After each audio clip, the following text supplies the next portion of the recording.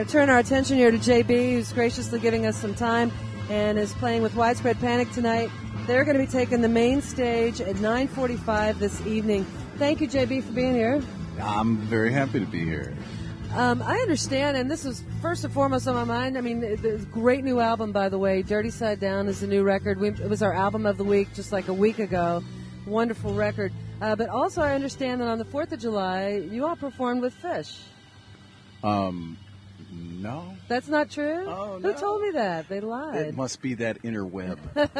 Maybe it is. I don't know. Well, anyway, that's the rumor going around. Oh, no. We were over in... We were in... outside of Jackson Hole, Wyoming, just on the other side. We were in Idaho. Oh, that sounds really nice, too. It was very cool. And, actually, yeah, it was it was an old prison grounds. Oh, so there was a lot of strange history there, but the vibe was getting cleared out by the music, and the kids were really cool. How's 2010 going for you so far? So far, so good. It's more than halfway over, so it's time to get your Christmas list together, kiddies. And Dirty Side Down is an excellent addition to anybody's Christmas list. Thank you. Great record. Hey, that's right. Great record. Remember. And as Laura said, it was our album of the week a few weeks ago, so we played it a lot. So we all played it, and we all had such a positive response to it. When you think back on the record, what's your feelings and your memories of writing and recording it? Well, let me see. We were back in Athens at John Keene's studio, he's done most of our records with us. Once in a while we'll take off and go do a project somewhere else just to do something different. But one of the main memories is the song "Dirty Side Down" was it was a last minute idea that nobody really thought we'd have time to put it on the record.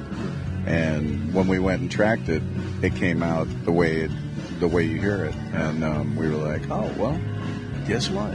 And we got room on the record for it, and then it became the title track, and I think our guy's going to be trying to get you to play it on the radio too. That can be done. Now you mentioned your 4th of July show. You talked about the vibe that the kids bring. Your audience is so engaged with what you do, more so than a lot of bands. I wonder if over your history, are you seeing your audience change or evolve in any interesting ways? What do you think of when you think of your audience these days?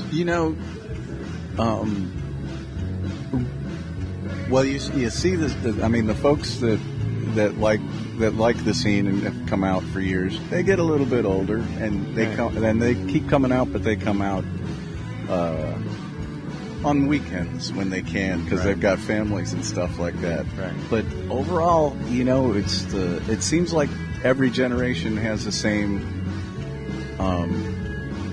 that same type of person that likes jazz, that likes improvisation, and likes to dance, and the vibe isn't just between us and the patrons. It's they get their day started early, just having fun with each other too, and then they just bring the party over to where we are. Right. Yeah, I read somewhere that you said that some of the songs on this record have been around for a while, and that your audience members would maybe not recognize them because they've been around for a while, played live, but they've evolved in such a way that they're kind of new things now. Can you talk about that? Specifically, Visiting Day, that we've probably been playing for, I don't know, maybe 10 years. And but Jimmy had a guitar part that was a little more raucous, a little more rolling, and we're not really we're not sticklers for leaving anything the way that this is how it has to be. The my baby syndrome or something, like this is my work of art. Don't don't mess with it. Yeah, we're not like that at all. So it's JoJo just said, hey, let's just scrap that part and put your musical part in there, and that vibe, that feel for the verses and stuff. Yeah. And so it's pretty neat. And, I haven't heard anybody complain, which is cool. Right. And it's kind of in the nature of your music to evolve naturally anyway, isn't it? Because you're constantly just doing cool stuff with it. Well, we're either trying to search things out, or by mistake we have to try things out. Right. Yeah? Right. If we get off track a little, sometimes you'll find a magical spot. Yeah. When I think about your records, I always think about the sound and how they just sound complete. Songwriting aside, the sound is just so complete. What do you shoot for when you think about what you want a Panic record to sound like? Really nothing in particular. Really? Yeah, it's we start with the songs and movements and the songs that we have, and then certain building blocks that we might bring in, and then create songs out of them. Right. So really the only intention we had here was to bring it back a little more to just us and our instrumentation. Yeah. Basically the way you hear it now. We had a little embellishment with Ann Richmond Boston came in and sang on a couple songs that she purdied them up a little bit, and but we didn't have a lot of strings and horns and any of the background vocals that were cooking was me or JoJo or Todd. We were just keeping it in the band for the most part. Yeah. One more question before you go. I know you got to go, but we really appreciate your time. And your audience knows this, but I bet a lot of people don't. Can you talk about your process for picking out your set lists? Well, in the very beginning, we didn't do anything except we got on stage and started playing. Right. And somebody would kind of, you could hear in the music where somebody was leaning, and you'd flow into the next song.